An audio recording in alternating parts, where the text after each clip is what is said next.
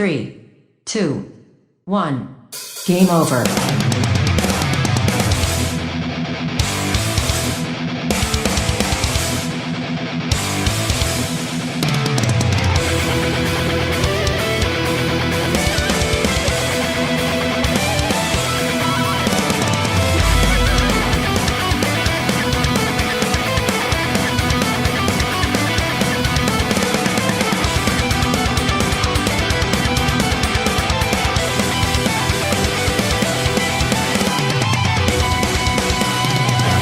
Cuando son las 10:03 de este sábado 23 de mayo, os saluda el equipo aquí presente: Frangaldo, Gecko, Javi Gutiérrez, Volcano, Alex Llopis e Isaac Viana, al programa 717 de Game Over, el programa de los videojuegos de Radio Despí, que no emite desde Radio Despí porque hay una pandemia, entonces emitimos desde casa, así que si os escucháis algún gatete maullar, algún ruido, algún flipado con la motoreta por la ventana, bueno, pues que sepáis que puede ocurrir. En el programa que os contamos las últimas noticias, os analizamos Max Gentleman Sexy Business para PC, y en la loca historia de los ordenadores personales tenemos la segunda parte de nuestro repaso por las máquinas más importantes de Japón. Pero antes, una pregunta a vosotros, jugadores, que decía la publicidad. ¿Sabéis que Amazon ha lanzado ya su primer juego AAA al mercado? ¿Cómo? ¿Amazon desarrolla? ¿Desde cuándo Amazon hace juegos? ¿Lo ha puesto en Prime? Bueno, ¿tendrá tanto éxito como su móvil? Ya veo que no lo sabéis. Bueno, tampoco sepa mal, porque no lo sabéis ni vosotros, ni los jugadores, ni los influencers, ni Twitch, ni la prensa, ni probablemente la mitad de los desarrolladores que trabajaron en el juego. De hecho, he querido buscarme el tráiler en YouTube, pero digo, bueno, voy a buscar el tráiler para hacerme una idea de cómo es el juego. Y aun usando la palabra tráiler en la búsqueda, me salió como tercer resultado. No, pero lo digo en serio, ¿cómo se llama el juego? Que lo voy a buscar. Ese es el problema, que fíjate lo poco interesante que ha sido. El juego de Amazon. Es Crucible, se llama Crucible. Eso, Crucible. Pues puse Crucible Video Game Trailer y me apareció como tercer resultado. El buen SEO. Espérate que lo estamos buscando ahora. Sí, yo estoy a tope buscando. Sí, estoy viendo que en la página de noticias que suelo seguir, que es Rock Paper Shotgun, colgaron una noticia hace 17 horas sobre el juego. Yo sé decir, más tarde, porque el juego salió el jueves 21. Casi sin jugadores ni streamers en Twitch, que os quiero recordar que Twitch pertenece a Amazon. Es un MOBA, qué perzón, madre mía. Otro MOBA más. A ver, no es MOBA del todo, es player versus environment, free to play, es más... Versus ¡Ajá! ¡Tú sí lo conocías! Hombre, porque lo he tenido que buscar para la noticia, digo, joder, quiero sacarle chiste a esta noticia. De hecho, he hecho una cosa, hay una página que se llama Twitch Tracker, que te va diciendo básicamente pues la media de espectadores que están teniendo los juegos, tal, y he dicho, vamos a ver en el ranking qué puesto ocupa. Y bueno, estos últimos días ha subido un poquito más, pero está en el puesto 27 de espectadores medios, con una media de 12.000 espectadores por debajo de canales como el de NBA 2K 2020, o sea, el de 2020. Un canal que se llama La Liga de Béisbol Coreana. Apasionante. La Liga de Béisbol Coreana tiene más espectudores que el AAA de Amazon. Bueno, piensa en la plataforma con la falta de deporte que hay, cualquier deporte de mierda está muy visitado, Pero te das cuenta de eso, de la poca relevancia que tiene la propia plataforma de streamers de Amazon, que es Twitch. De hecho, el canal que está inmediatamente por encima, en el puesto número 26, es el canal de póker. El canal que recoge todos los streamers que emiten póker. Entonces, pues eso, es menos relevante que el póker. Y bueno, estas son las estadísticas de Twitch. En YouTube tiene poquitas menos y en Mixer tiene, pues, 3 espectadores. Está bien. Bueno, es que Mixer en general tiene 3 espectadores, o sea que...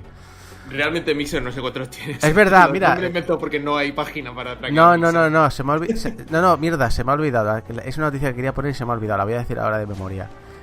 durante el confinamiento se han hecho estudios sobre el crecimiento de las plataformas de streaming, que ha sido una barbaridad. Creo que la media estaba en el 800%, pero habían plataformas que habían incluso subido un 1200% y demás. Mixer también había aumentado el consumo desde que empezó el confinamiento. Creo que era un 0,3%. Pues igual fui yo cuando me registré. Exacto, es decir, ¿cómo puede ser? Estaban streameando Crucible. ¿Cómo puede ser que la gran apuesta que se están gastando millones y millones en traer a los máximos influencers y que ha recibido 0 crecimiento en la época dorada de los streamers? Época en la que hasta las plataformas que ya decías es que no pueden crecer más, crecieron. Yo, el único momento en que me acuerdo que esta plataforma existe es cuando leo una noticia que habla de esta plataforma. O Ninja tuitea algo. O las conferencias de Microsoft. Claro, a Ninja le va de puta madre porque es el rey de la colina. Una colina que es una pequeña montaña de arena que se ha hecho él solito en la playa, pero no cabe nadie más. Y como él ya tiene firmado lo que le tienen que pagar, pues...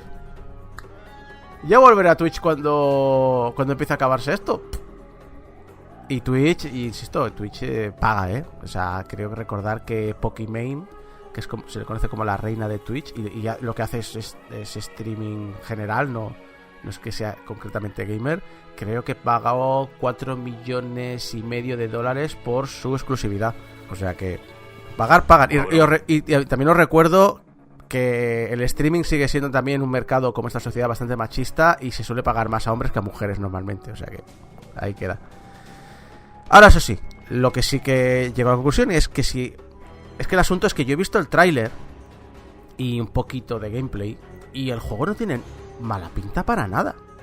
No te voy a decir que sea un gran juego, no, es que no lo sé porque no lo he probado, no he metido en profundidad. Pero de a primera vista tú no ves el tráiler y piensas, esto va a ser una mierda de juego. Aquí claro, entonces llegamos a la conclusión de siempre. Un juego no importa cómo sea, sin promoción pagada no llega a ninguna parte. Y el ejemplo que me gusta recordar es el de Apex Legends. Apex Legends se anunció por sorpresa.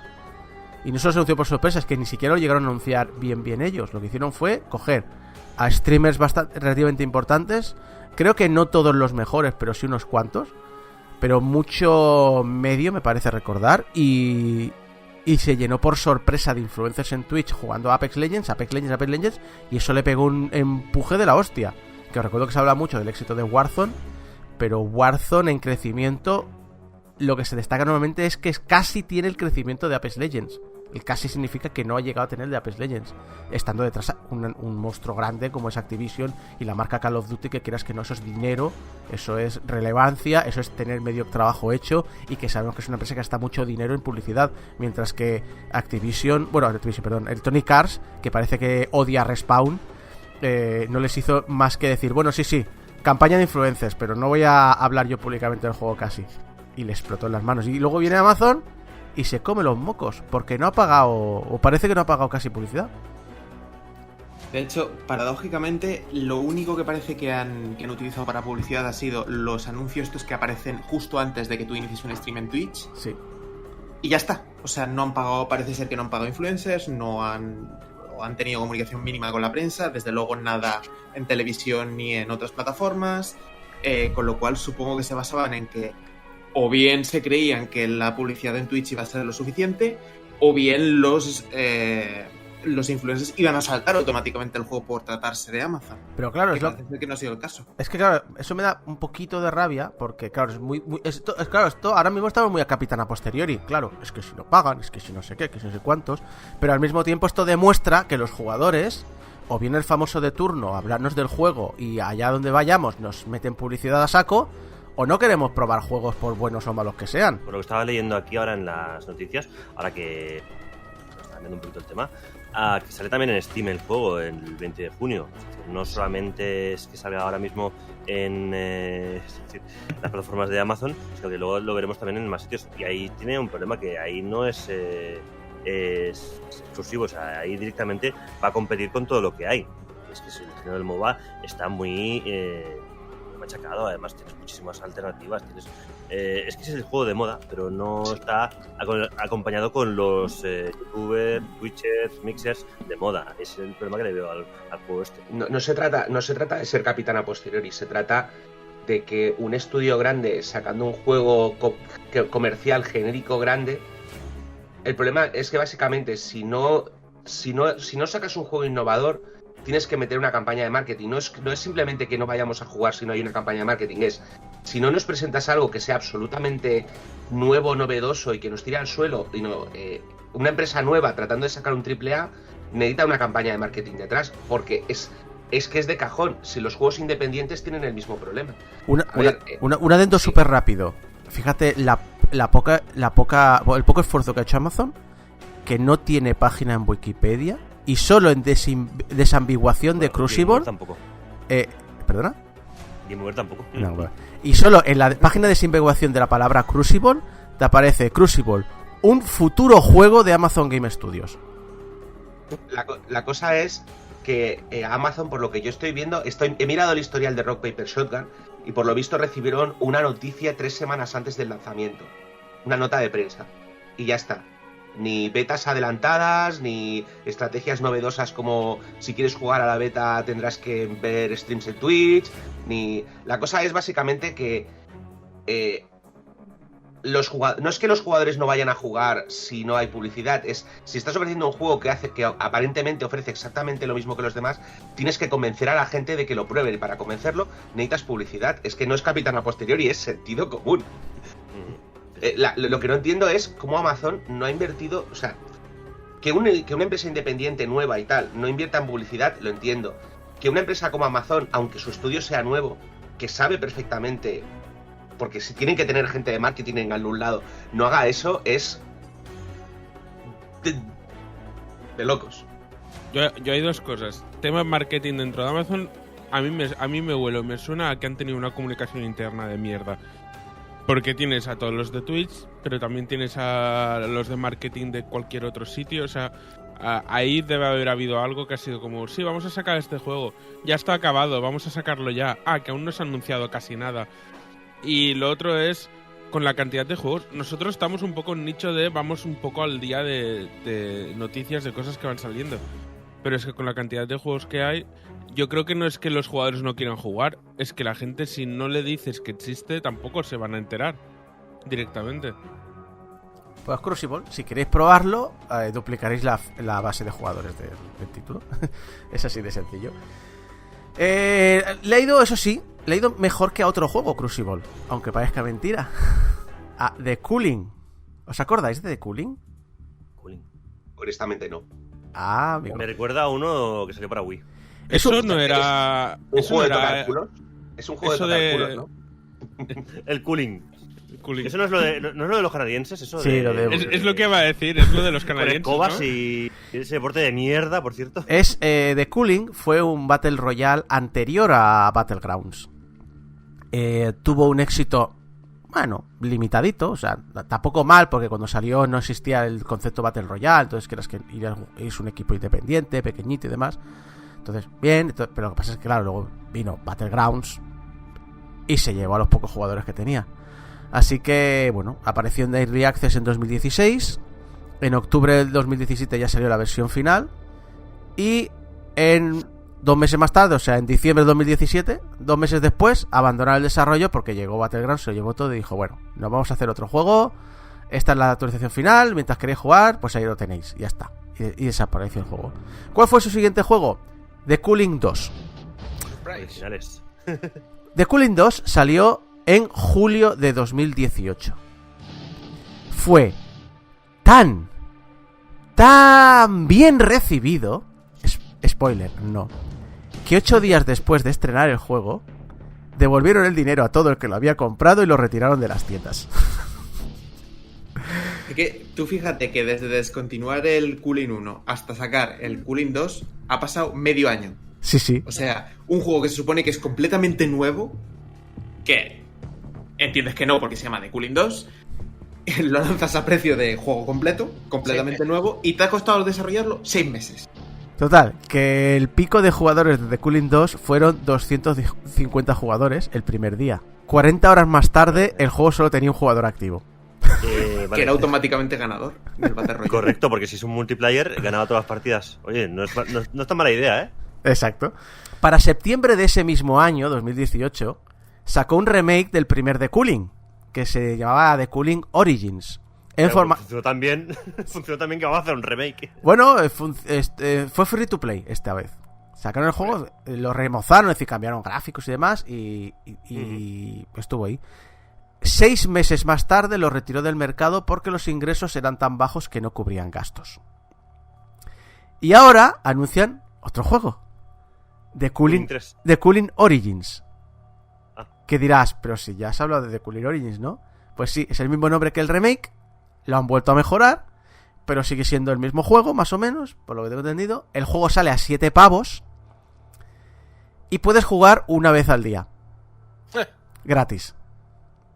A menos que ganes, ¿Perdón? que entonces te dan un token que te permite jugar una segunda vez.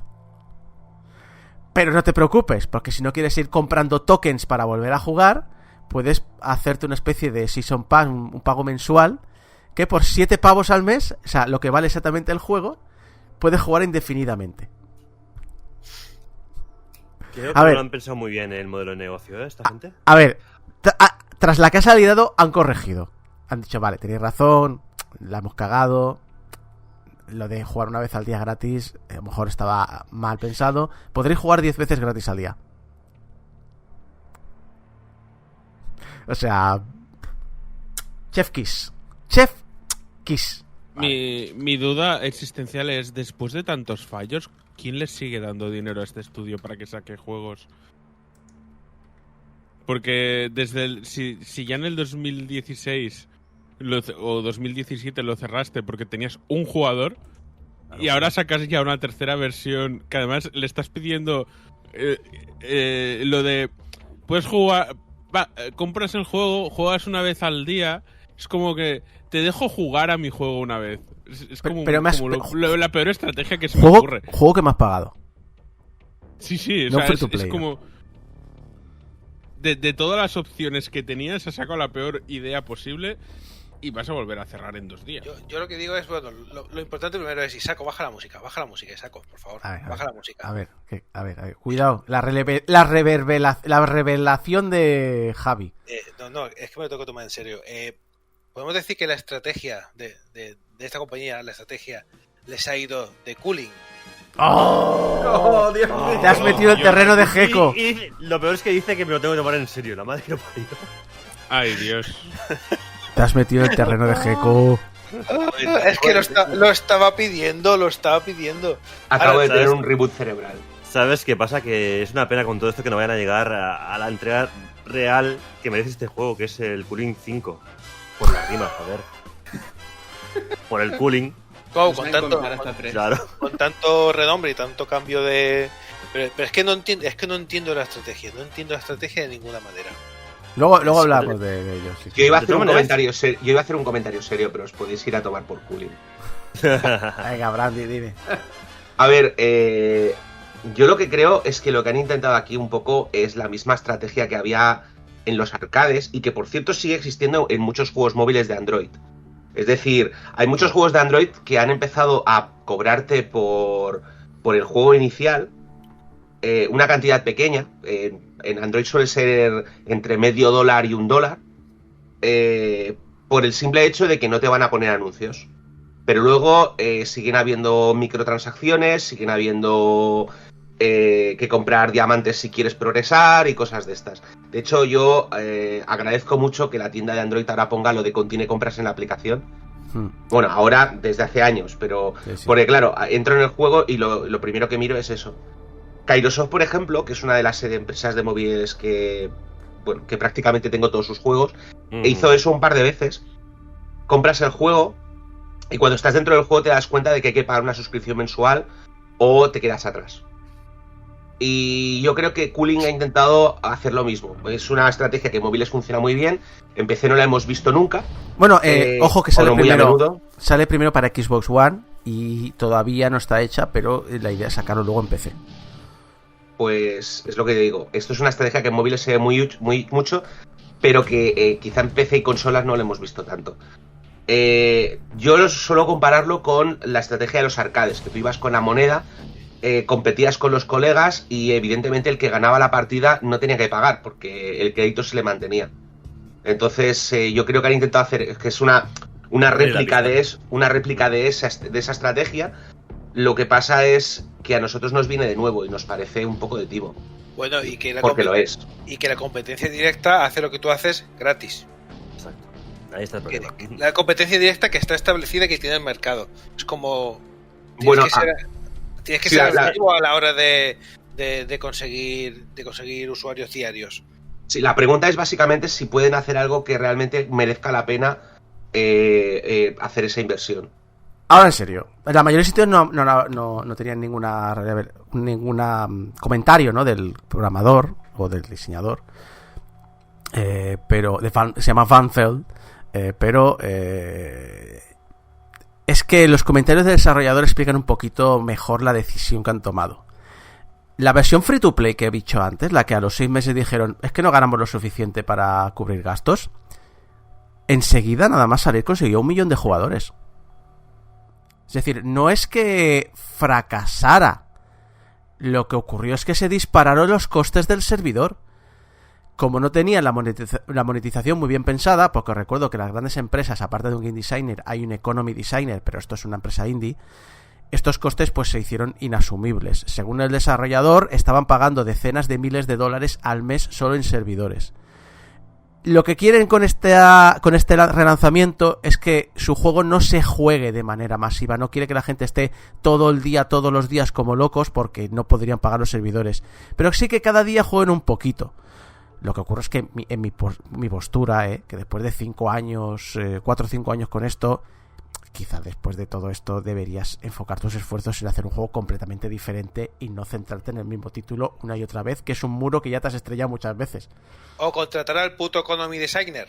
Exacto, pero no el de marketing de Amazon Game Studios. No, ese no.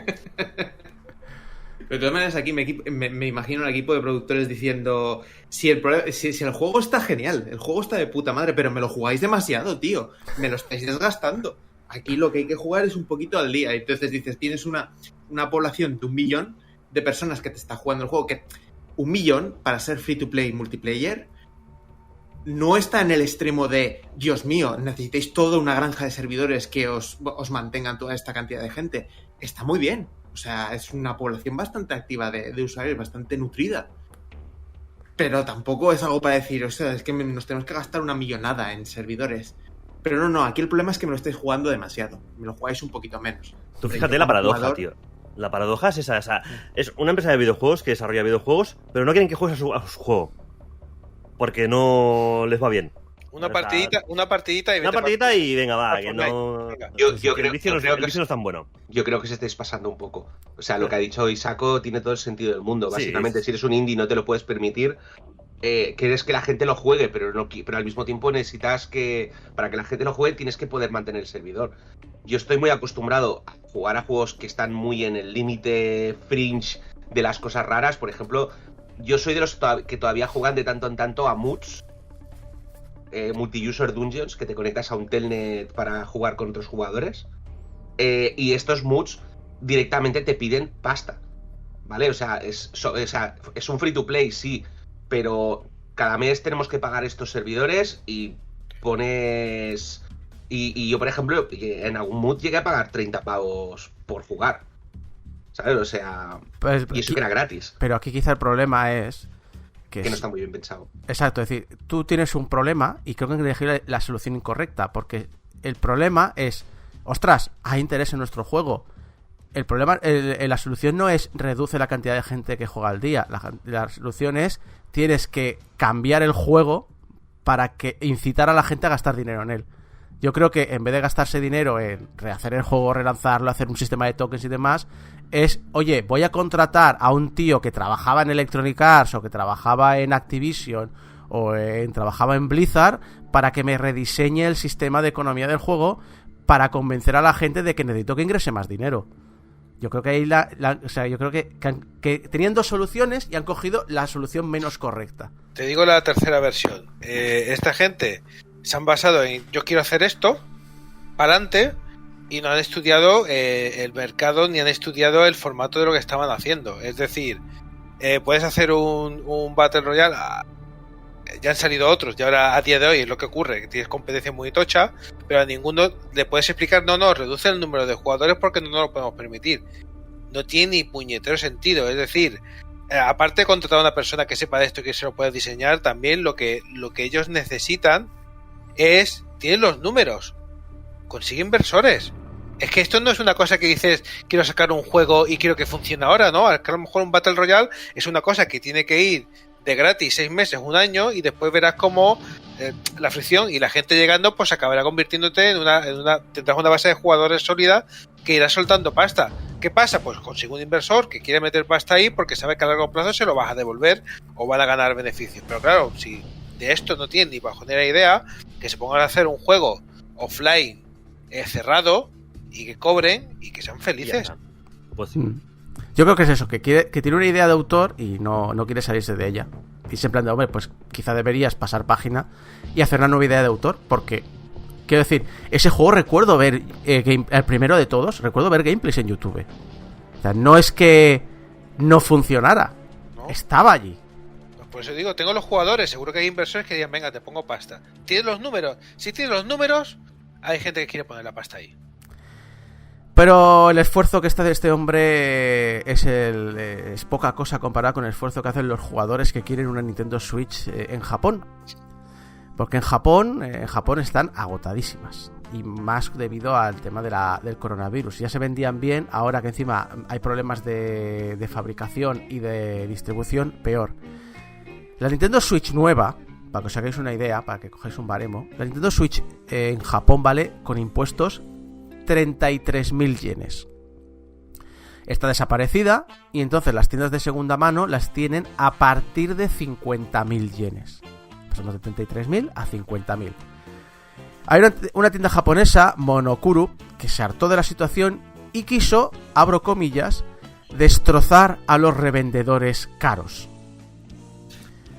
Así que llenó un carro con Nintendo Switch que había comprado de segunda mano y las puso a la venta por debajo, según ellos, de lo que les había costado. Rollo de voy a acabar con los especuladores y he comprado un montón de Nintendo Switch y porque me lo puedo permitir os la voy a vender más barato de lo que a mí me ha costado.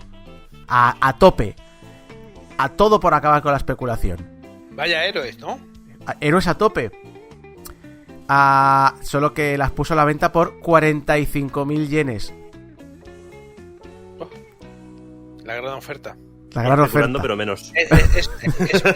Es mini especulado. ¿A que esto parece la sección de Japón? ¿Poco? Sí, un poquito. Girito. Resulta que algunos usuarios de Twitter han empezado a mirar en webs y demás y han encontrado indicios de dónde compraron estas consolas y al parecer no les costaron más de 45.000 yenes, más bien pagaron 24.000. Vaya. El libre mercado. Sí. Es el mercado, amigo. Eso es mucho de... Bueno, cuestan 50.000, os hacemos el favor de venderosla a 5.000 yenes más barata. Estoy perdiendo dinero. Pues llegaron a los márgenes de beneficio son los padres. Perdona, la frase es y voy a la ruina. Y voy a la ruina. Pues poca broma, vendieron unas 20. Esos son 900.000 yenes. Casi 1 millón de yenes. Eso son 400.000 yenes de beneficio. Eso sí. Perdiendo dinero. Eso sí. Al final se acercó la policía y le cerró el chiringuito. Dicen los que la gente que estaba por allí que la policía rodeó al carrito y que vieron a la vendedora llorar. No sé mucho más. Ya sabéis que Japón es un país muy cerrado y conseguir información cuesta, pero ya roba policía. Bueno, ya sabéis, el ladrón que roba un ladrón y todo eso. Si hubiera llevado la bandera de España no le habría pasado. Claro. Pero sabes que eso se disuelve rápido, ¿eh? En vez de enviar antidisturbios, envías inspectores de Hacienda y desaparecen, ¿eh? Serious Sam 4. Serious Sam 4 que va a llegar antes a todo lo que no sea consola. A ver qué quiero decir. Serious Sam 4 va a salir primero en A Steam, tostadoras. en Steam y en Google Stadia. ¡Hombre! Es tu momento, Fran. El Killer Game. El killer, Nuestro colega, Stadia. el killer game de Stadia es Serious Sam 4. Los usuarios Ahora de sí, X, los usuarios de Y ahora hay que Xbox, comprarse Stadia. los usuarios de Xbox One y PlayStation 4 tendrán que esperar a que acabe la exclusividad con Stadia. Y aquí viene mi pregunta. Cuando acabe la exclusividad con Stadia, ¿ya habrán salido la Series X y la PlayStation 5? Pues probablemente. hombre, eso ya te garantiza que no va a ser un juego cross-gen ni de coña. Ya. Dos cosas aquí a comentar. La primera de todas. Sé que has hecho una pausa porque vas a poner el City Flood de fondo, que lo sé, que lo estoy viendo venir. No estaba pensándolo, pero seguro. Pero ahora Ya que se, lo oye, dices, ya se oye de fondo, ya se oye de fondo. ya se oye. No lo he puesto, pero ya se oye. Y lo número dos. Google, en serio, te has ido a buscar exclusivos, pero no te has ido muy lejos, ¿no? O sea, tampoco has abierto demasiado la cartera. O sea, tenías 20 euros en el pantalón y has dicho, pues mira, me cojo el Serious Perdona, Sam 4. pero desde aquí propuesta para convertir a Google Stadia en el equivalente videojueguil de cine de barrio.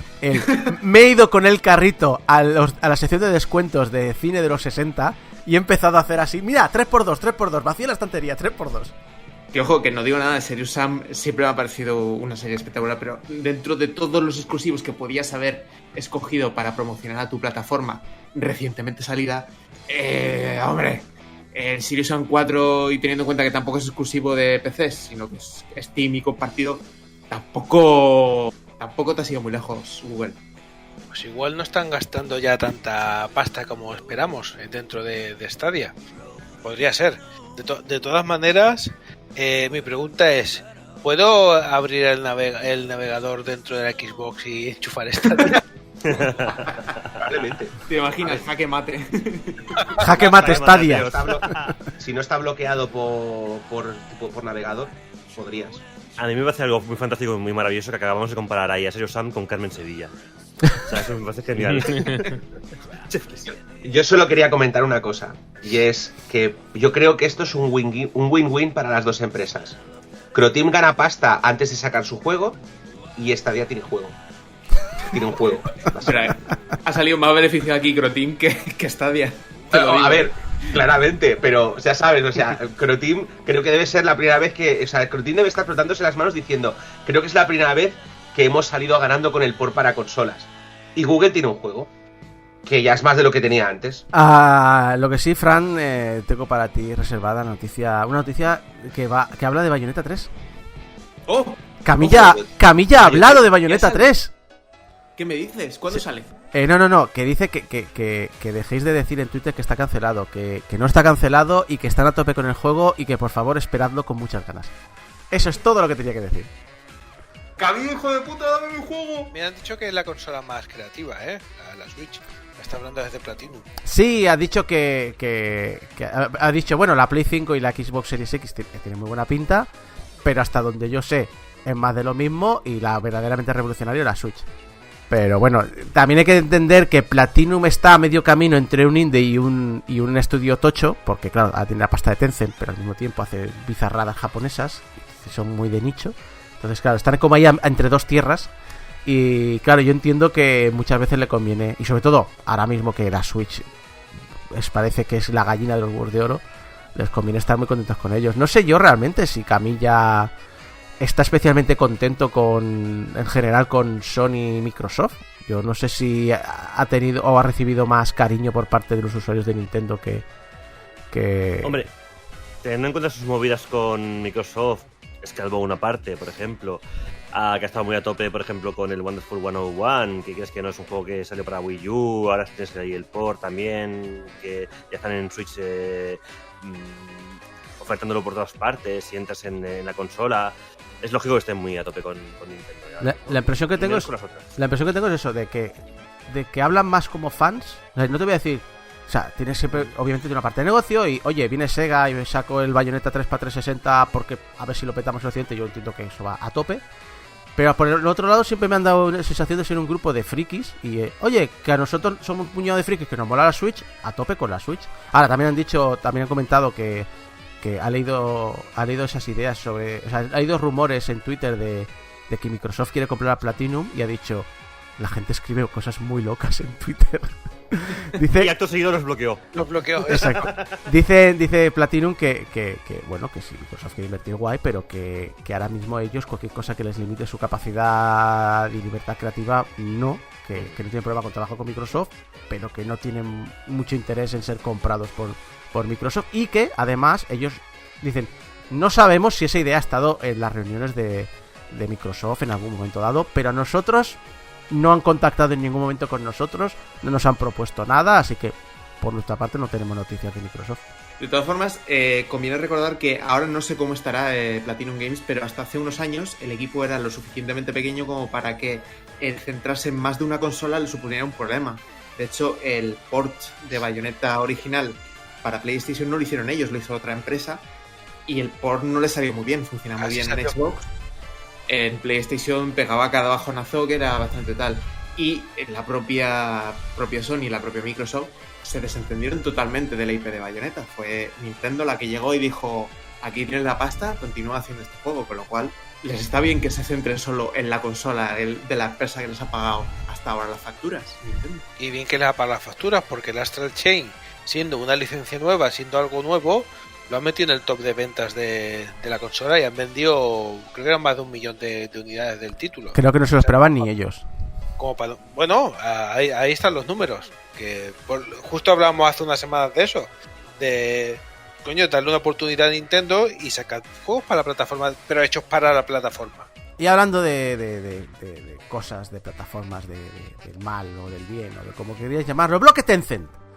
¿Sabéis? El gigante chino. Porque tengo 2 noticias relacionadas con Tencent para acabar la sección de noticias de esta semana. El primero es que Night Dive Studios es el dueño de System Shock ahora mismo y está preparando un remake del primer juego. Y por el otro lado, pues cedió los derechos a Otherside Entertainment para desarrollar System Shock 3. Estos, Otherside, han anunciado que el futuro de la saga está ahora en manos de Tencent.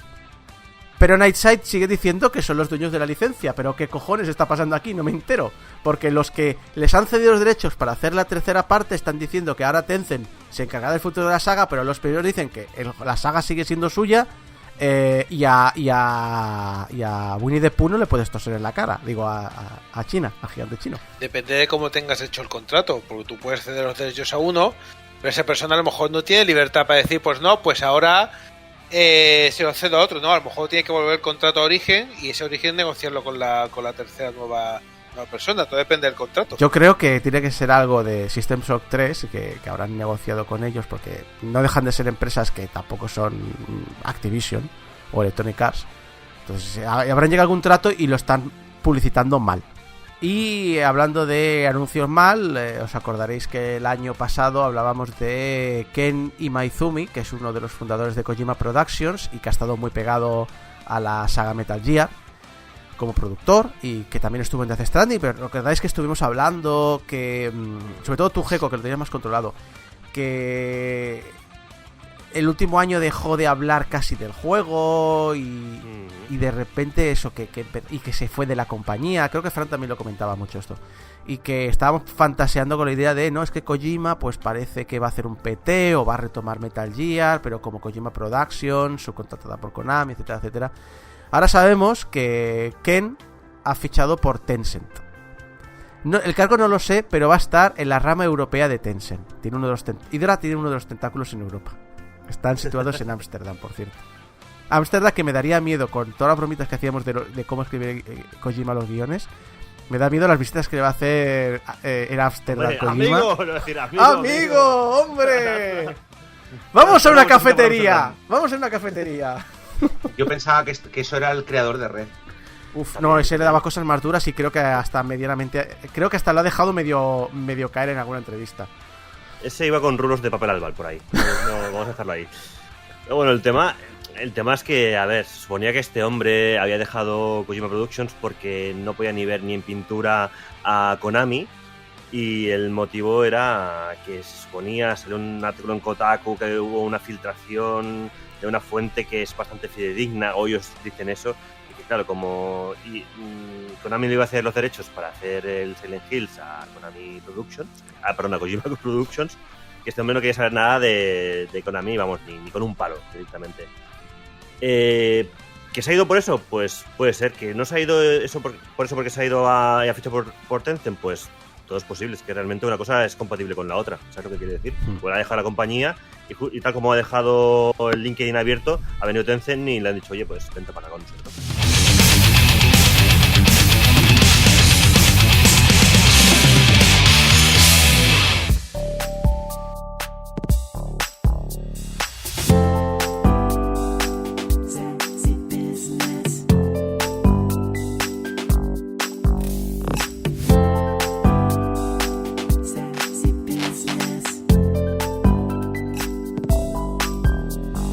Y ahí estaba yo, habiendo vuelto de mi viaje por el mundo, durante el cual, casi por accidente, derroqué a un gobierno corrupto a favor de unos carismáticos rebeldes. Hice entrar en erupción a un volcán a base de darle puñetazos y enseñar a los nativos a tomar el té como un caballero inglés para cruzar nadando el Canal de la Mancha, lo que me permitió llegar unos días antes. Es que los barcos son tan lentos.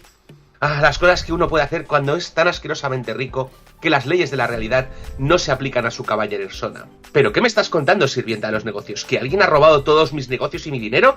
¿Pero cómo puede ser el posible? ¿Dónde está mi mayordomo de batalla? ¿Quiere que traiga mi mayordomo de batalla? Que alguien dejó una nota. A ver qué dice la nota. Querido cara de culo, soy yo, tu rival. Mientras te ascandileabas por ahí, me he apropiado de tus negocios familiares. Si te estás preguntando cómo lo he hecho, pregúntale a tus sirvientes acerca de los limpiadores de cámaras acorazadas que vinieron mientras estabas ausente. Considera esta carta un desafío oficial. Te doble reto a recuperar tu empresa. Además, me he tomado la molestia de dejarte sin un penique. Ahora tus finanzas son igual que tu estilo. ¡Pobres! Mis mejores deseos, tu rival.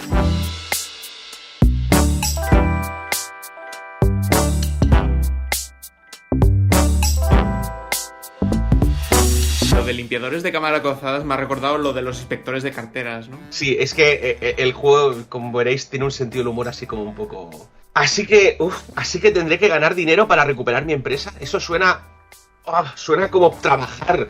¿Eso no es lo que hacen los demás? Pues sí, hijo, sí.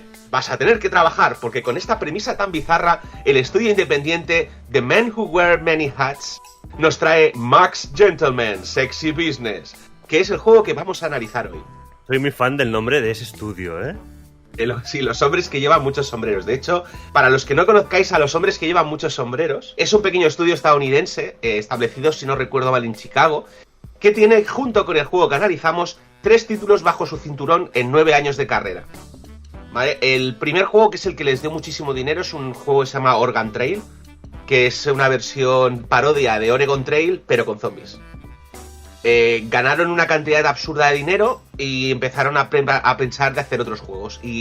Pero el juego que a mí personalmente me llamó la atención es el siguiente, que era Max Gentleman, en el que llevamos a caballeros victorianos compitiendo por ver quién apila más sombreros encima de sus cabezas. ¿Vale? Es un juego bizarro como ningún otro. Bueno, y tienen Caballeros... un anuncio, tiene un trailer anuncio de ese juego también bizarro como el solo, ¿eh? Sí, el anuncio es que sacaron un Kickstarter. Es un juego gratuito, pero sacaron un Kickstarter. Y en el Kickstarter, aparte de hacer un vídeo promocional bueno que te cagas, básicamente ofrecían cosas como pues cojines con la figura de Max Gentleman, sombreros autografiados y cosas parecidas. Fue un Kickstarter muy raro. Pero bueno, era la época en la que todavía podías hacer Kickstarters experimentales. ¿Caballeros victorianos con cazuelas en las manos? ¿Con cazuelas en las manos? No. ¿O cayetanos? No, tampoco. Tampoco, vaya. Pues ya está. Bueno, la cosa es que Max Gentleman no fue precisamente un éxito de juego. De hecho, The Men Who Wear Many Hats era un estudio de 2 personas. Después de Max Gentleman se quedó solo una. Pero a mí, bueno, me llamó mucho la atención. He estado siguiendo el blog de este señor porque escribe unos postmortems bastante interesantes. Y en un momento dado anunciaron el Kickstarter de la secuela, en el que prometían profundizar sobre esa versión esperpéntica que tiene la Inglaterra victoriana para hacer un simulador de ganar pasta y ser muy guay. Básicamente, para mí eso es como insertar aquí el GIF de Shut Up and Take My Money. Puse pasta inmediatamente. O sea, hay gente que desea Shenmue en su vida, hay gente que desea juegos de creador de Mega Man. Yo básicamente vi el vídeo en el que podías ligarte a una ingeniera steampunkarra y puse dinero. O sea, lo siguiente que supe es que mi cartera era $20 más barata, más ligera. Eso fue en septiembre del 2018 y como suele pasar con estas cosas me olvidé de que había puesto dinero porque poner dinero en un Kickstarter y estar pendiente de lo que hay es una locura, porque además el juego se dijo que se anunciaría para febrero del 2010, o sea, saldría en febrero del 2019 y salió en febrero del 2020. Así que finalmente tengo el juego en mis manos y bueno, supongo que será el momento de hablar del juego, ¿no? Sí, hombre, Porque hemos hablado de todo lo que rodea el juego, pero no del juego. Vale, pues el juego es un juego que a mí me resulta un poco complicado de escribir, porque, bueno, las partes individuales no son muy interesantes, lo que es interesante realmente es cómo se ha llevado el conjunto. Pero sus dos partes principales son el simulador de negocios y el simulador de citas. Esto Vale. cada vez entra más en el terreno del software japonés muy barato. De hecho, tiene toda la pinta, o sea, si me dices que esto lo publica un editor japonés, me lo creería, porque prácticamente es una versión americana del Dojin Soft. La parte de simulación de negocios, pues básicamente tienes toda una serie de socios comerciales en un objetivo por recuperar los negocios familiares. Entonces estos socios comerciales ganan dinero por ti, fabrican oro, entrenan su bigotitud en la barbería, porque hasta las mujeres pueden desarrollar su bigote interno. Es el equivalente al carisma en este juego. O pueden desarrollar su capacidad de boxeo en el gimnasio haciendo fisting. Bueno. Bien. Bueno. Y básicamente con todas estas estadísticas, básicamente tomas el control de las empresas rivales en lo que se llama una adquisición hostil. O lo que viene a ser que lanzas una horda de obreros a lincharse con los obreros del competidor en el parque, hasta que solo quedan los de una empresa, a ser posible la tuya. Me parece correcto. O sea, la premisa del juego, como veis, es absolutamente bizarra. A ver si eso es lo que pasa en los parques bursátiles, que yo veo a mucha gente corriendo arriba abajo y desesperada y demás. Sí. O sea, olvidaos de una simulación sofisticada en la que haya que adquirir acciones. No. Aquí las sopas hostiles son hostiles de verdad. Son sopas hostiles. Toma. Entonces, la cosa es que, como he comentado, nuestro personaje realmente no hace nada. Todo lo hacen sus socios comerciales, que los irás conociendo los puedes ir conociendo a lo largo del juego. Y es donde entra la segunda parte del juego. A medida que... O sea, esta gente al principio no confía mucho en ti. Y eso es un problema porque no puedes equiparles objetos guays, no hacen algunas cosas. Entonces, te ganas su confianza. ¿Cómo te ganas su confianza? Pues como hace la gente normal, teniendo citas con ellos. Te los ligas. Porque, claro, o sea, ¿qué es la mejor manera de cultivar una amistad? Follarlo. O sea, bueno, no literalmente, pero básicamente hay una serie de minijuegos, como por ejemplo jugar al blackjack, una especie de truco o trato, puedes hacer un pulso. Curiosamente no han incorporado el juego de los sombreros, que podría haber estado muy bien. Y básicamente, a medida que vas haciendo estos juegos, ganas puntos de afecto, y a partir de ciertos puntos de afecto se desbloquean citas. Estas citas son mini historias semi-interactivas, es decir... Realmente no hay una solución mala en estas mini historias. Justamente la gracia es más que es una recompensa para el jugador. Es decir, desbloqueas la historia y sucede una escena divertida con este personaje. La gran mayoría de las líneas de citas de personaje acaban desembocando en noches de ardorosa pasión, pero casi siempre sueles tener una opción para no hacer eso. Es decir, la cita final y culminante puede acabar teniendo una noche de sexo, o puedes, irte de juerga con tu mejor amigo y conquistar, irte a un teatro de piratas y acabar saboteando la obra y convirtiéndote tú en el pirata. O puedes resolver un misterio de verdad, porque estaba, en plan de, pues, vamos a jugar a Scooby-Doo en vez de vamos a jugar al teto. O puedes, no sé, es que las opciones son tan bizarras. Sin entrar en demasiados detalles, tengo que decir que hay algunos personajes que tienen los guiones mejor escritos que otros, y hay personajes en los que las historias son más divertidas que otras. A nivel personal, yo soy muy fan de Antoine Harmit y Pip Whipple, mientras... ¿Harmit, carne dura? Sí, de hecho, en uno de los episodios te enfrentas a su némesis, y su némesis se llama... no me acuerdo del nombre, creo que era Peter o algo así, pero Peter Harcock. O sea, ya directamente no. El lado tenebroso. El lado tenebroso.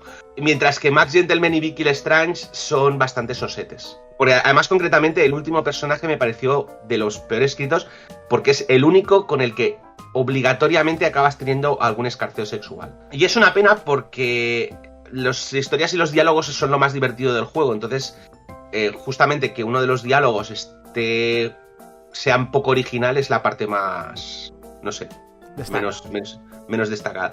Lo que me gusta mucho del juego realmente son estas mini historias. Realmente juegas a este juego por las mini historias. Son absolutamente bizarras, extrañas, no tienen ningún tipo de sentido. Están escritas de una manera completamente loca, no tratan de tomarse en serio en ningún momento dado. Y lo bueno es justamente eso, ¿no? El fracaso no es una opción, son historias que están pensadas para recompensar al jugador. Entonces, no hay ninguna penalización por elegir una mala opción, que eso quizás es lo que se diferencia con el doujin, con los juegos japoneses. Aquí, si la opción más loca te parece la que tiene más sentido en ese momento, la eliges. Es decir, vamos a tirar, o sea, ¿cómo podemos repartir ¿cómo se llama esto? ¿Cómo podemos repartir la fortuna entre las gentes pobres del país? Pues nos subimos a mi cepelín y les tiramos sacos de dinero. Que eso siempre ha sido una buena idea. Por Tirar supuesto. Objetos rígidos y pequeños desde alturas muy altas. Exacto. Tengo un duelo. ¿Cómo puedo ganar a esta persona en un duelo? Pues por supuesto, usando la maniobra de la princesa prometida, la técnica, la maniobra Ponchetti o una cosa así. Y por supuesto, ella se sabe la réplica, pero con lo que no contaba es que yo no soy diestro. Correcto. ¿Vale? O no sé, de hecho, yo qué sé, hay que solucionar un misterio. El único testigo es un hámster y hay que enseñarle a hablar. Es completamente válido. Es que es un juego en el que las opciones más bizarras suelen ser las más divertidas y, curiosamente, las opciones más sexuales son... Bueno, están ahí y son divertidas, están bien, pero en realidad tú estás ahí para jugar a los piratas y tirar sacos de dinero desde tu cepelín. Y lo bueno además es que estas escenas no hay que volver a jugar el juego entero para volver a verlas. En el momento en que desbloqueamos una escena podemos volver a jugarla y elegir las opciones que no hubiéramos podido elegir la primera vez. Así que si una opción no nos ha gustado, pues simplemente pues la volvemos a ver. Hay 12 personajes en el juego, son 6 hombres y 6 mujeres, y puedes ligar con ellos independientemente de si tu personaje es hombre, mujer o lo que haya en medio. El juego ha tratado de acomodar la mayor parte de opciones posibles, incluido el uso de un pronombre neutro y la opción de elegir tus genitales favoritos. No hay aspas de helicóptero, lo siento. Para eso tenéis que esperar a Cyberpunk 2077. Espérate, se ha adelantado a Cyberpunk este juego. Porque la noticia hace poco fue que Cyberpunk te permitirá personalizar tus genitales. Y la otra, evidentemente, un juego erótico no puede no tener imágenes eróticas de los personajes.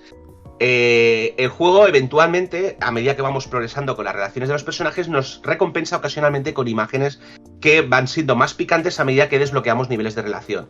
Hay que decir que podemos elegir que no se nos muestren esas imágenes si consideramos ofensivo, yo qué sé, pues los genitales de un tipo de género concreto.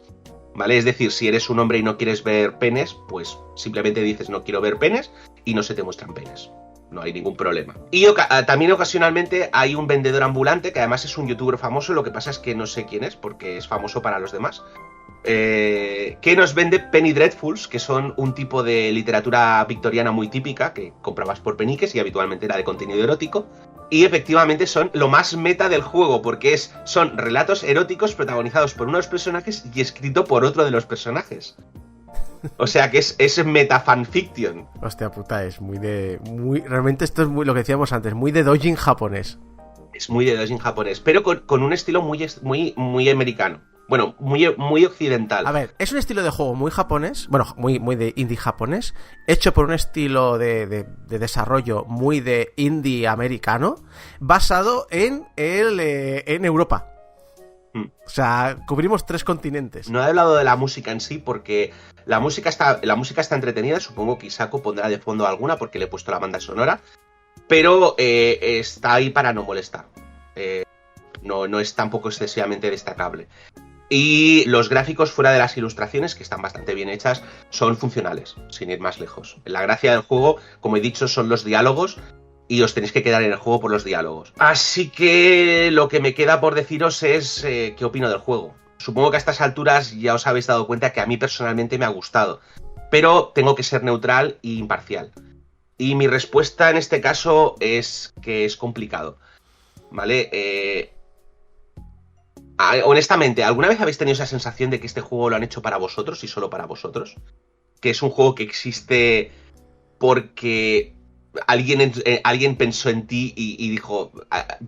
¿Necesitas este juego? Hay alguien como tú ahí fuera y sabe hacer juegos.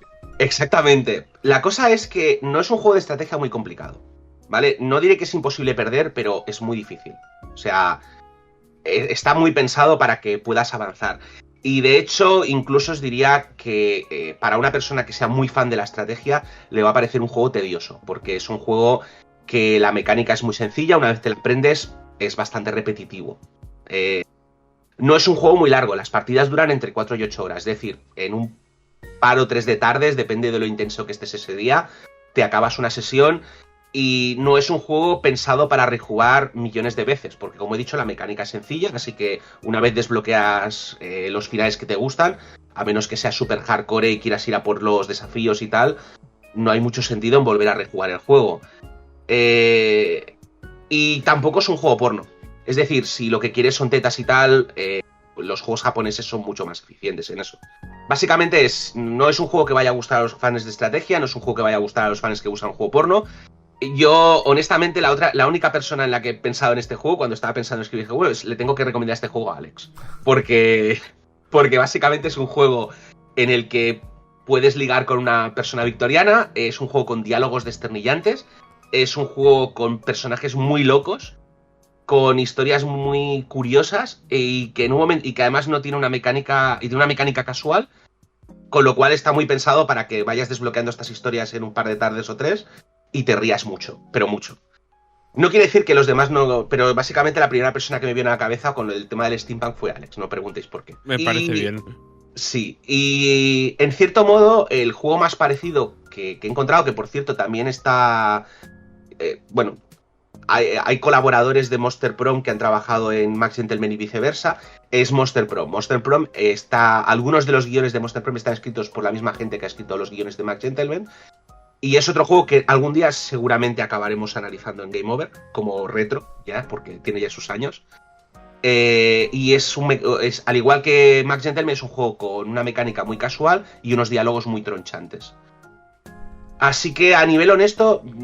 Si queréis un juego en el que reíros mucho y no calentaros mucho la cabeza con mecánicas complejas, Max Gentleman os lo recomiendo. En mi caso, mi dinero ha estado bien invertido.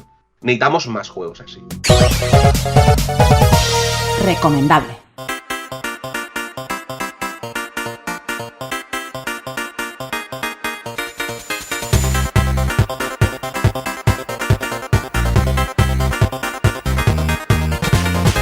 En la sección anterior comenzamos hablando del mercado japonés, que comenzó con la colaboración japoneso-americana entre Busicom e Intel para crear el primer microprocesador comercial. A partir de ahí se produjo una revolución. En Estados Unidos fue el punto de inflexión máximo, fue la Trinidad del 77. Ya sabéis, el Commodore PET, el rentable Apple II y el arrollador TRS-80, el que ya os hablé en la primera de las secciones de la loca historia de los ordenadores. En Japón lo hicieron otras máquinas. Ya os he hablado de SWORD, que fue destruida por sus rivales mediante argucias y rumores, y de NEC, que marcó a cientos de miles de chavales con diferentes ordenadores hasta acabar con el mítico PC-98. Y aunque hoy no os voy a hablar todavía del MSX, porque... Una pregunta, ¿os he hablado alguna vez del MSX? ¿No? No, para nada, pesado. No llevas la chapa de preguntarme por el MSX. Correcto. ¿Qué es el MSX? Hoy quiero repasar a las otras dos grandes corporaciones con las que NEC tuvo que luchar codo con codo para dominar el mercado: Sharp y Fujitsu.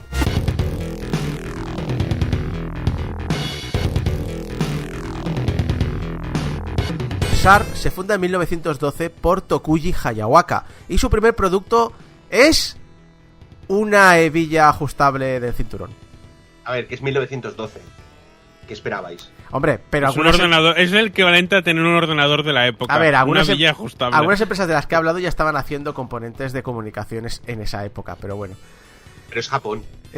No, en Japón, hablo de Japón. Pero fue en 1915, con la invención de su propia versión de un lápiz mecánico, donde le vendría el éxito. Se llamó originalmente lápiz de tornillo debido a su mecanismo, y al principio el público no le hacía mucha gracia a eso del lápiz de tornillo. Pero claro, ¿qué ocurre? Que en Estados Unidos y en Europa empiezan a popularizarse, empiezan a ser populares, y los japoneses, otra cosa no, pero cuando las cosas se ponen populares fuera, se ponen de moda, en plan de yo también quiero ir a la moda. Así que una empresa de Yokohama hizo un gran pedido, y eso hizo hacer el lápiz popular, y decidieron cambiar el nombre de este lápiz de tornillo en 1916 por lápiz afilado siempre listo, o en el nombre original de marca, Ever Ready Sharp Pencil. ¿Por qué cuento todo esto del lápiz y por qué lo llamaron el lápiz afilado? Porque a pesar de que Sharp usa el nombre en muchos de sus productos, en radios y televisiones, lo hace solo porque el lápiz es popular. Porque en realidad la empresa cuando se fundó no tenía nombre, y en 1915, 3 años después de entrar, se convierte en la Hayawaka Brothers Shokai, porque empezó a exportar su lápiz a Estados Unidos y Europa. En 1923 ocurre el gran terremoto de Kanto. En ese terremoto pierde a gran parte de su familia. Creo que recordar que a su mujer y sus hijos incluidos. Y perdió también su empresa. Así que se traslada a Osaka y crea la Hayakawa Metalwork. Hayakawa, que me acaba de pasar ahora, me acaba de decir Javi que lo está diciendo mal, no es Hayawaka, es Hayakawa. Lo tenía mal escrito. Hayakawa Metalworks. En los 40, esta empresa se transforma en Hayakawa Electric Industry Co. Y va fundando diferentes compañías secundarias, a veces desde cero, a veces cogiendo un departamento de la empresa que va muy bien y lo convierte en su propia empresa, etcétera, etcétera. Y muchos de estos departamentos y empresas se llaman Sharp X cosas, Sharp Electric, Sharp lo que sea. No es hasta 1970 que al fin se cambia el nombre por Sharp Corporation. Pero todo esto viene por un lápiz.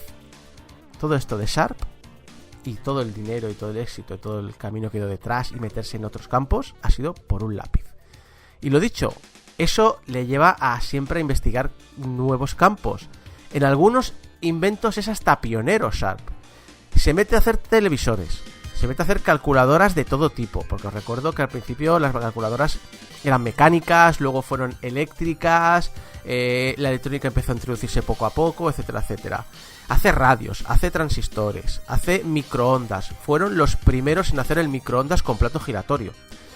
Y hasta células solares con las que proveer de energía a un faro costero que no tiene ni personal ni le llega una toma de corriente.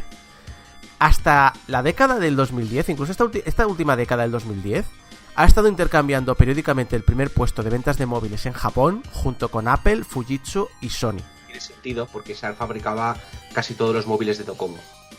Es una cosa que fuera de Japón no tiene mucho sentido porque los móviles de Docomo serían un estándar incompatible, pero en Japón, donde el GSM tuvo un puesto secundario respecto a la red propietaria japonesa, Sharp se comía el mercado. Por lo tanto, era una empresa que, insisto, empezó con una villa de cinturón, lo petó con un lápiz mecánico y ha acabado metiéndose en todo. Esta amplia experiencia les sirve para que empiece a tener una relación súper fructífera con Nintendo.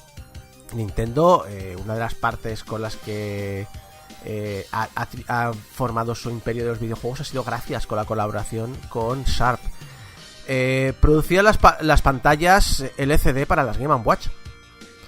Hizo una televisión Nintendo que tenía una NES en su interior y, como obviamente estaba la circuitería incluida, la imagen de pantalla era mucho mejor. Tanto que muchas revistas americanas usaban este modelo en concreto para hacer las fotografías para sus revistas. Hizo lo mismo con una televisión que incluía una Super Nintendo en su interior. También hizo la Twin Famicom. Y lo más impresionante de todo, una Famicom subtituladora, la Famicom Title, la única Nintendo de 8 bits doméstica con salida de Super Video. porque permitía crear vídeos y vídeos de gameplay porque podías sobreimpresionar texto en pantalla. ¿Podríamos decir que era un producto sobreimpresionante? Totalmente. Lo que me sobreimpresiona ha sido el facepalm que acaba de hacer Fran. Me levanto pronto para esto. Sí. Obviamente, con todo este tratamiento y con esta gran relación que ha tenido durante toda la década de los 80 y parte de los 90 entre Sharp y Nintendo, podríamos pensar que influyó mucho en la Famicom. Pero no, porque Hiroshi Yamauchi prohibió al departamento encargado de diseñar la consola trabajar con Sharp. Cosa que el departamento de NES decían, oye, que estos son tops, vamos a que nos ayuden a crear la Famicom. Pero se ve que no, porque Yamauchi temía que si se ponían a trabajar en el tema Famicom no pudieran cubrir la demanda del producto principal de Nintendo en aquella época, que eran las pantallas para Game & Watch. Así que la creación de la NES no tuvo parte Sharp, pero se fueron a trabajar con Rico. Pero vamos, la historia hubiese cambiado mucho si Sharp hubiese estado ayudando a Nintendo a crear su primer sistema doméstico de videojuegos, porque Sharp también, la corporación, también diseñó ordenadores. Y vamos con ellos. Hay 3 grandes familias de ordenadores en Sharp. En primer lugar tenemos los Pocket Computers, que son ordenadores de bolsillo capaces de, en mayor o menor medida, reproducir programas. De ellos el más interesante es el Sharp PC 1211 de 1980, que se vendió en Estados Unidos como el TRS-80 Pocket Computer One. Esto en Tandy fue el primero de la línea de ordenadores de bolsillo, que lo que hacía realmente Tandy fue comprar diferentes ordenadores, diferentes modelos de Sharp y de Casio, y poniéndose el nombre TRS, Pocket Computer, lo que sea. En segundo lugar tenemos la serie MZ, que comenzó en 1978 con el MZ80K, que era el típico ordenador por piezas, de lo que ya os hemos hablado cuando empezó la informática. Te compras las piezas, una placa y los vas montando, y acababas pues montando algo que tenía un aspecto parecido o similar al Commodore PET. Estaba, pues lo dicho, inspirado, como pasaba muchas veces, los ordenadores grandes, estaba inspirado en kits de ensamblaje anteriores, en concreto del MZ40, que también era de la propia Sharp. Estas máquinas, por cierto, vieron la luz en Europa. Vendieron razonablemente bien incluso en Alemania y el Reino Unido.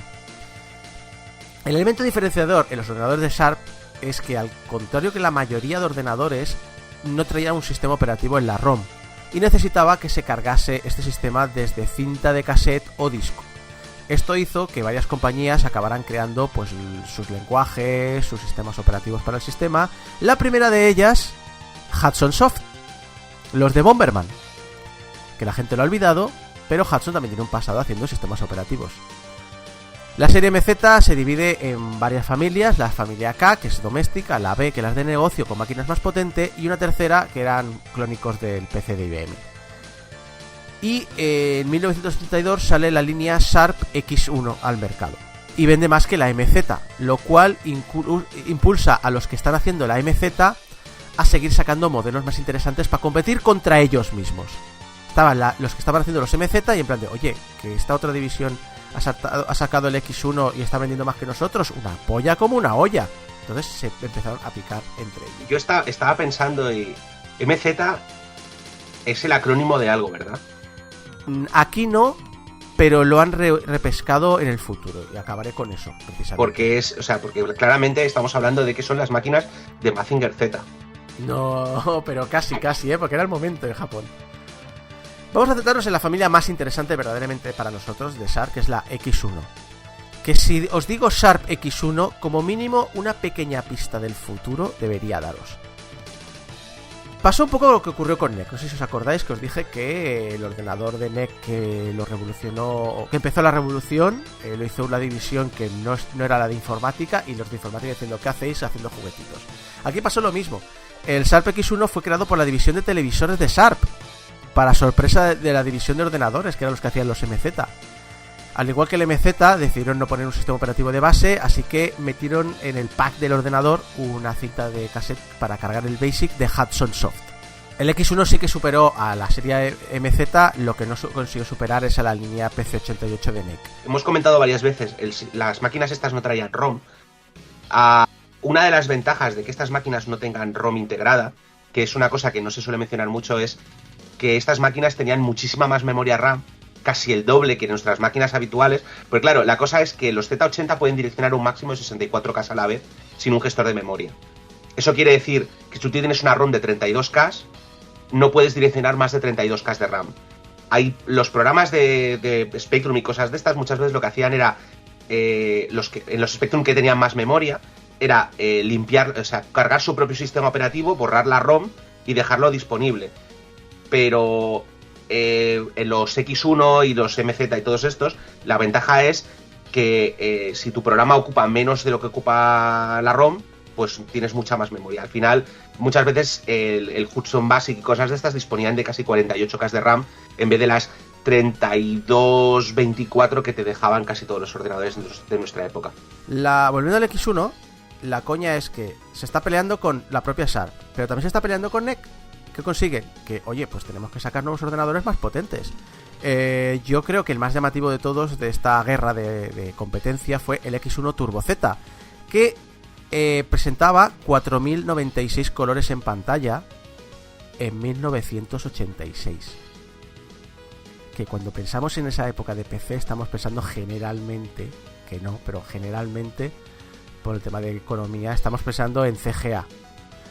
Y aquí los japoneses ya tenían máquinas bastante llamativas. También hubo al igual que pasó con la Famicom Twin, hicieron un X1 Twin, que era el Sharp X1, junto con una PC Engine en su interior.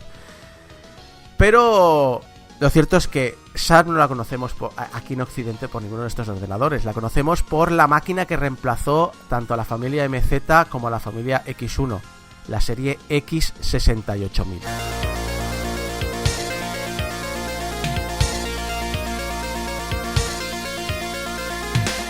En 1987 sale la primera de esta línea de ordenadores llamadas X68000 por llevar en su interior una CPU 68000 de Hitachi, que años más tarde la cambiaron a Motorola 68000.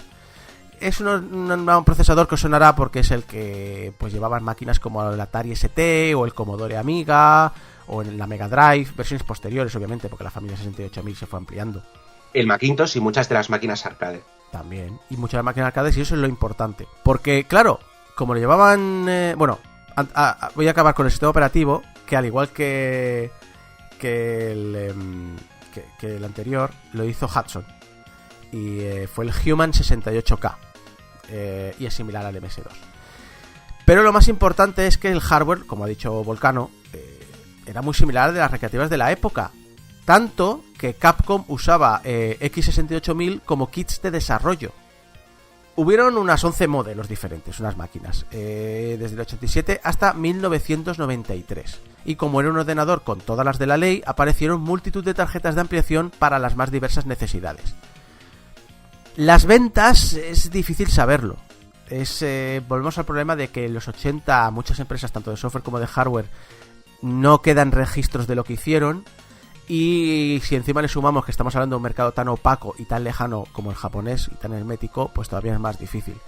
Por un lado, por todo lo que he leído sobre el tema, me da la impresión que fue un mercado extremadamente dedicado, pero no muy numeroso, especialmente porque estas máquinas no eran baratas precisamente. Por otro lado, también leo historias que disputaba el primer y segundo puesto en ventas de ordenadores junto al FM Towns de Fujitsu, dejando en un tercer lugar al PC 98 hasta que llegó el Windows 95 y los PCs en Japón acabaron tomando el control. Lo que sí que importa es que dejó marcada toda una generación de jugadores. Incluso años más tarde de que Sharp lanzara la última de estas máquinas de esta familia, la máquina seguía recibiendo software comercial. Sharp, eso sí, no ha dejado de seguir metiendo baza en todos los mercados electrónicos que ha podido. Y no olvida su legado. Los colores del Sharp X1 se pueden elegir en Japón para la línea de PCs integrados en televisores Internet Aquos. Y la serie MZ vive solo en sus iniciales con la línea de ordenadores Mebius y la línea de PDAs Zaurus. Pero los problemas económicos hicieron al final que Sharp se convirtiera en una sucursal de Foxconn en 2016. La compañía china dice que no quiere convertir a Sharp en una fabricante de productos, sino que quiere que siga siendo vendedora directa al consumidor. Pero eso sí, Foxconn tiene el 66% de la compañía. Foxconn lo conoceréis mejor por ser la empresa que fabrica iPhones, Nintendo Switch y demás, y que a veces es polémica también por las condiciones laborales de sus trabajadores. Uno de los problemas que ha tenido Sharp es que Sharp tuvo muchísima inversión y ganó muchísimo dinero con la fabricación de pantallas LCD. Y tiene muchísima tecnología invertida en pantallas IPS y pantalla, o sea, lo que son las pantallas de gran definición de color para LCD. Pero se ha quedado atrás con el tema del OLED. Y como el gran mercado actualmente no son los monitores de PC, sino las pantallas de móvil, y todas las pantallas de móvil están pasando a básicamente OLED, ha perdido muchísima cuota de mercado y muchísima de la inversión que había hecho para mejorar sus pantallas de cara a venta en el móvil se han quedado en nada. ¿Vale? Sony, por ejemplo, había puesto sus pantallas, o sea, había sido prácticamente el último gran reducto de pantallas LCD de Sharp, pero creo que hasta Sony ahora se ha pasado al OLED. Entonces, básicamente Sharp está en una situación en la que ha invertido un montón de dinero en investigación y desarrollo en una vía muerta y no hay salida. Muchas veces en estos casos, cuando te concentras tanto, no hay mucha... De hecho, a Samsung le podría haber pasado lo mismo, porque Samsung había puesto todo su dinero en las pantallas OLED. Otra empresa que no tuvo ese problema fue Fujitsu, que fue la segunda compañía que os voy a hablar hoy. El silencio. Fujitsu. Son patrocinadores de Ciudadanos. Curiosamente, Fujitsu es la segunda compañía informática más veterana del mundo. Se fundó en 1935 tras IBM. Y en realidad, Fujitsu es un spin-off de otra compañía, de Fuji Electric Company. Pero Fuji Electric Company, a su vez, ya era un spin-off de otra compañía, la Furukawa Electric Company. Compañía que tiene sus raíces a mediados del siglo XIX. Antes que Nintendo. ¿Sabes cuándo se habla de que Nintendo se fundó en...? No. Lo que es ahora Fujitsu ya estaba ahí antes. Muchos años antes. Originalmente Fujitsu se centra sus esfuerzos en fabricar equipos de telecomunicaciones y obviamente los 50, como muchas grandes corporaciones, toma el camino de desarrollar material informático, negocio en el que sigue a día de hoy y le va muy bien. En 2018 facturó 35.000 millones de euros y tiene 140.000 empleados en más de 100 países. Obviamente uno de sus tentáculos tiene que meterse en el desarrollo de ordenadores personales y aquí entra un problema. Ya habéis visto que con Sharp no he podido comentar muchas anécdotas personales ni gente que estaba detrás, pero Fujitsu es todavía más estricta, más formal. Es una corporación de arriba a abajo, hecha y derecha. No he conseguido rascar nada de información de quiénes estuvieron detrás de su línea de ordenadores. Pero es importante conocerlos porque fueron de los más vendidos de Japón durante los 80 y 90 y disputaron el mercado contra NEC y Sharp codo con codo. Tras un par de kits para aficionados lanzados en los 70, como hemos dicho antes, los típicos kits que te montabas, su primer microordenador llega en 1981, el Fujitsu Micro 8, llamado así porque lleva una CPU de 8 bits. Bueno, he dicho una CPU, no. Tenía dos CPUs de 8 bits corriendo en paralelo. Una se encargaba de las tareas generales y la otra de los gráficos.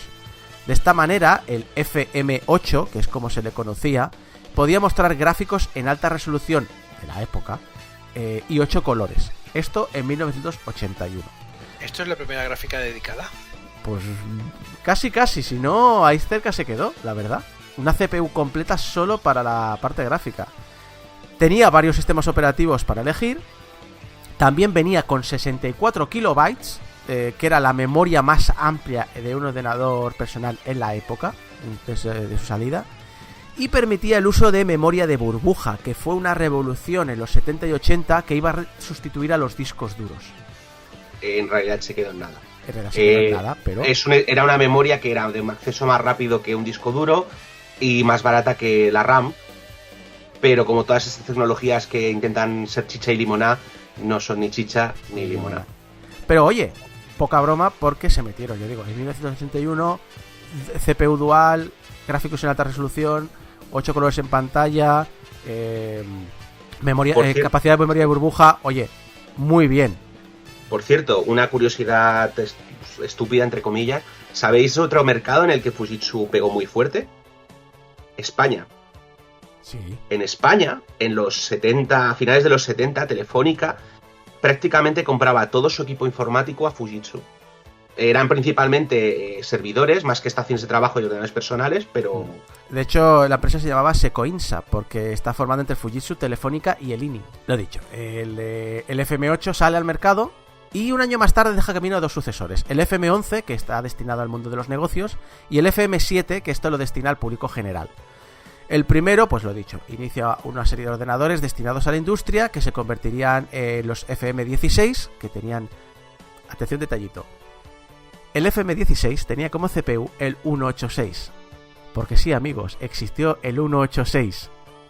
Tengo un ordenador con un 186. Hubieron varios, es que salieron pocos, pero varios. Creo que recordar que el problema principal por el cual nunca se acabó imponiendo es que el 186 no era compatible con el 086.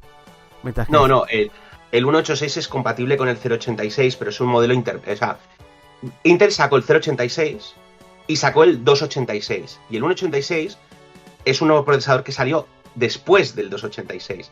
La gracia es que el 086 podía direccionar un megabyte de memoria.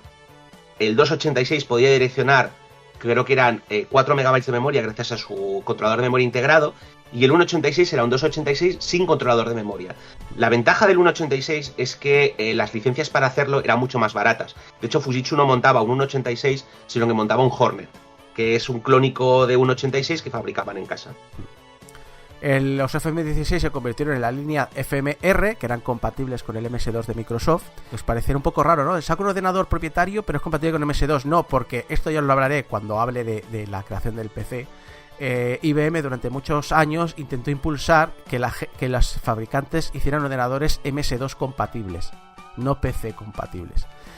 Y finalmente fueron sustituidos en 1993 por el FMV, que es un ordenador completamente compatible con el PC, y ahí ya cuando dieron el paso. Pero volvamos a la otra línea de los ordenadores domésticos, los microordenadores, el FM7, planteada como una versión recortada y doméstica del FM8. De hecho, originalmente le llamaron FM8 Junior.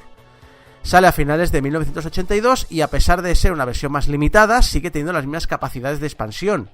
Así que le permite añadir tarjetas para meter un Z80 y... Porque claro, las CPUs de los ordenadores Fujitsu son propietarias de Fujitsu, pero al meterle un Z80 pues lo puedes hacer compatible pues con sistemas operativos muy actuales, los que eran el estándar de la época, como el CP/M.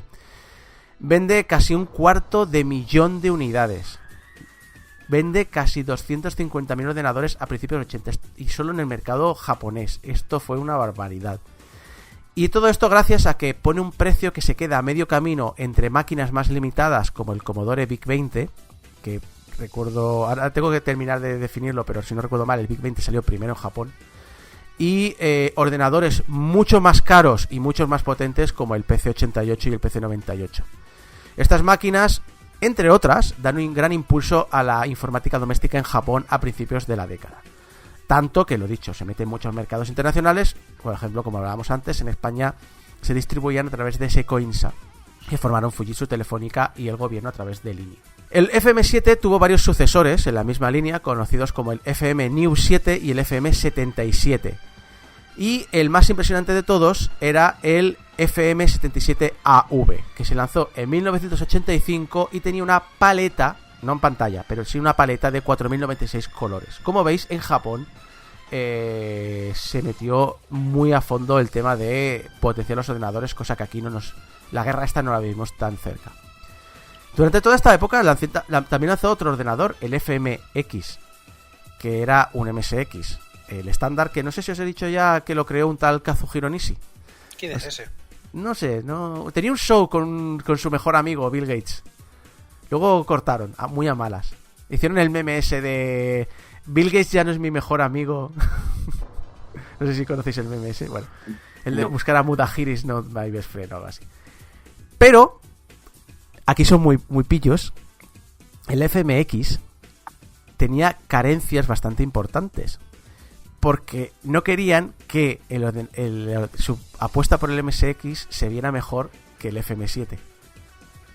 Así que lo caparon un poquito para que no... En plan de, hostia, es que si el ordenador que sacamos es mejor que el FM7, no van a dejar de comprar el FM7.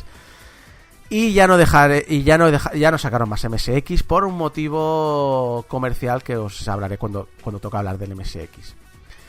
Pero es ahora cuando llega en 1989 su mayor apuesta, el FM Towns. Era el momento en el que las máquinas de alto rendimiento marcaban terreno en Japón. Por un lado teníamos el Sharp X68000, recordamos, la máquina doméstica probablemente más cercana al recreativo japonés. Y por el otro lado con los NEC PC98. Así que Fujitsu se monta un departamento y contrata pero personal a saco para este proyecto. Y monta un evento que tuvo lugar del 9 al 11 de diciembre de 89, contrató a idols japonesas, que no era la primera vez que hacían para anunciar ordenadores, en un evento que costó, dicen, 8,5 millones de euros de la época. Y además superó ampliamente los 100.000 visitantes que se habían marcado como meta.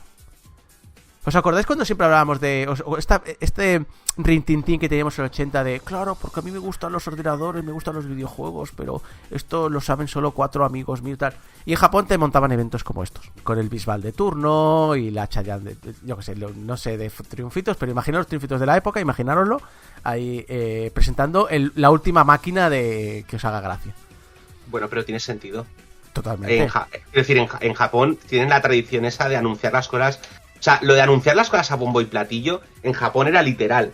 O sea, en el siglo XIX en Japón era muy normal que enfrente de las tiendas y los centros comerciales de la época tuvieses a señores con instrumentos musicales, bombo y platillo, cantando las alabanzas de la tienda. Un poco como los americanos con los carteles, ¿no? Coches usados aquí. Sí, pero ahora imagínate más bien como si en vez de ser un señor con un cartel tirándolo y haciendo maniobras, tuvieras literalmente a una orquesta de 5 personas con cornetas, bombos, ¡ay! ¡Esta tienda es la mejor! ¡A la viva! ¡Bam! La polución acústica en Japón me parece chef kiss. Sí, sí. Pero es que claro, ¿por qué tanto dinero? Es que esta máquina, recuerdo, 1989... El FM Towns era un monstruo de 32 bits. El CPU tenía un 386. Tenía una paleta gráfica de 16,8 millones de colores. Tenía su propio sistema operativo, el Towns OS. Y para redondear, es también el primer ordenador, al menos en Japón, pero Fujitsu afirma que del mundo, que el modelo de serie te incorpora una unidad de CD-ROM. La CPU, el 386, y el llevar una unidad óptica que no puedas no tenerla, esto fue sugerencia ¿de quién? De Kazuhiro Nishi, el creador del MSX, otra vez. ¿Quién? Otra vez estaba metido en las empresas de todos, estaba en todos, o sea, allá donde mires, allá donde rasques, en algún momento ha aparecido Kai Nishi a meter una sugerencia que han llevado a cabo. Como la compañía es consciente de que las ventas no se guían por la máquina en sí, sino por la compatibilidad con el software que tenga, se esforzó mucho en hacerlo compatible con la línea FMR que he dicho antes, que era la línea de ordenadores de negocio, para aprovechar todo el catálogo de programas ya disponible para esas máquinas. Y a lo largo de los años tuvo sucesores, tuvo mejoras, incluyendo mejores CPUs, hasta 1997, donde lanzó el FMV Towns, que era un PC compatible con FM Towns. No un FM Towns compatible con PC, como muchas veces hacen este paso intermedio. No, es un... Aquí tienes un PC y te hemos incluido una tarjeta, mediante un interruptor, que sea compatible con los FM Towns que han salido en los últimos 8 años. Con el tiempo, en los 90, FM Towns se atrajo al mercado general. El mercado de nicho se quedó más en el Sharp X68000 que hablaba antes. Pero ambos, o todo lo que he leído apunta a eso, acabaron siendo superados por el NEC y su PC 98. Y al final, los tres, por mucho que no, se acabaron pasando al, entre comillas, enemigo, que eran las máquinas PC compatibles con Windows. Pero oye, a finales de 1995, FM Towns ya acumulaba 500.000 de máquinas vendidas. Y recuerdo que tan solo en Japón. Lo que pasó en Japón básicamente fue... lo que pasó con las máquinas estas fue la llegada de Windows 95. Windows 95 acabó con todos los sueños de Japón de mantener... Bueno, de hecho, y en el resto del mundo pasó lo mismo. O sea, aunque ya el Amiga y el Atari ST y todas estas máquinas ya estaban más o menos muertas, es con la llegada de Windows 95 que se sella completamente. O sea, incluso cualquier opción de sistemas operativos alternativos como BIOS y otros sistemas desaparecen. Desaparecen porque, entre otras cosas, porque Microsoft organiza una campaña muy agresiva en la cual si quieres una copia de Windows 95 tienes que dejar de vender al competidor. En Japón, por ejemplo, hubo una temporada en que una de estas empresas, de las tres, creo que fue NEC, intentó vender PCs compatibles con BIOS y Microsoft le dijo que si quería seguir en el mercado, pues que tenía que dejar de vender BIOS porque no le iba a vender Windows 98. Sí, Microsoft esas técnicas las ha tenido siempre.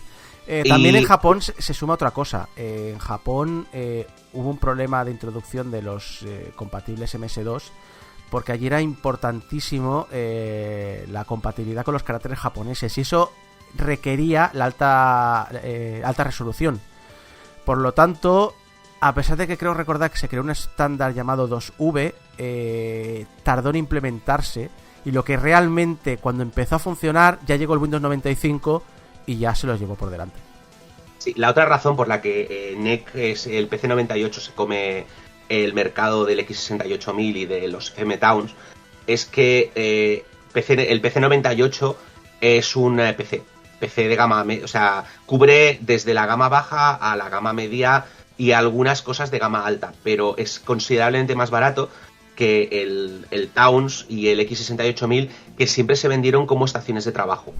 Estaciones de trabajo caras, con un rendimiento superior, pero claro, las estaciones de trabajo son un mercado nicho, porque si no todo el mundo se puede permitir pagar 1.800 euros cuando tienes un PC que hace exactamente lo mismo por 300. O aunque no haga lo mismo, porque al final lo que siempre...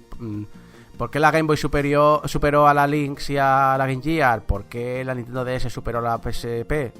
Muchas veces no hace falta que sea la mejor, solo hace falta que sea suficientemente bueno.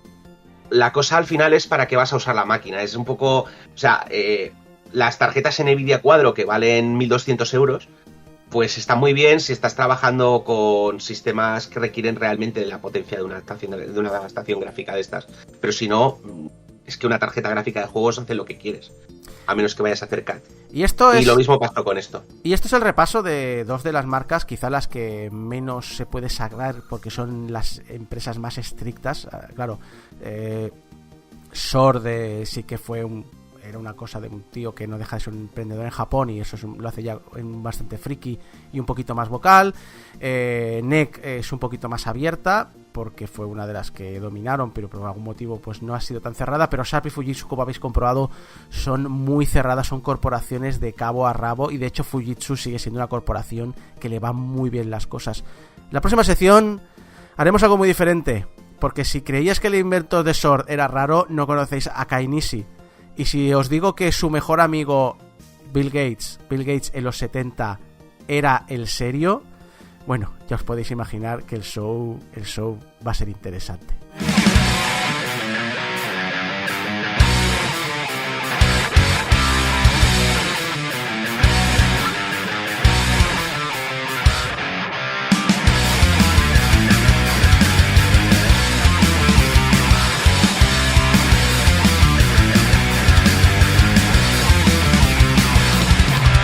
Hasta aquí el programa de esta semana. Muchas gracias a todo el equipo que me ha acompañado, que me ha intentado poner cambios de nombre. Y yo los voy a decir. Si os queréis presentar así, yo os presento así.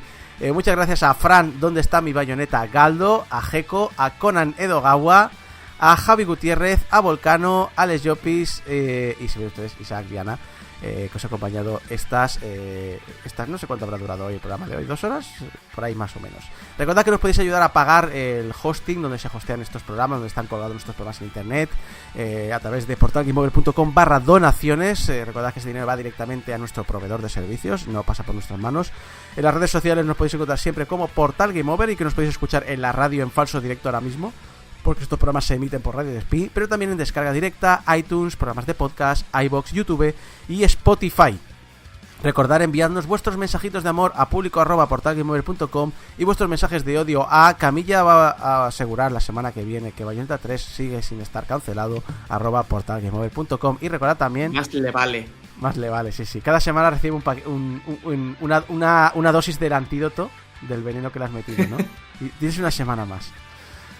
Y recordad lo dicho, que estamos en Discord. Ir a, por ejemplo, a nuestro Twitter o a nuestra web o a nuestro YouTube y ahí tenéis el enlace directo a nuestro servidor de Discord en el que podéis ver las impresionantes vistas que se ven desde las montañas de Navocerrada, donde encontraréis el mejor precio para vuestros nabos.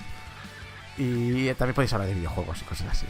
Lo dicho, este ha sido el programa 717 de Game Over. Nos vemos la semana que viene en el 718. Hasta entonces, adiós.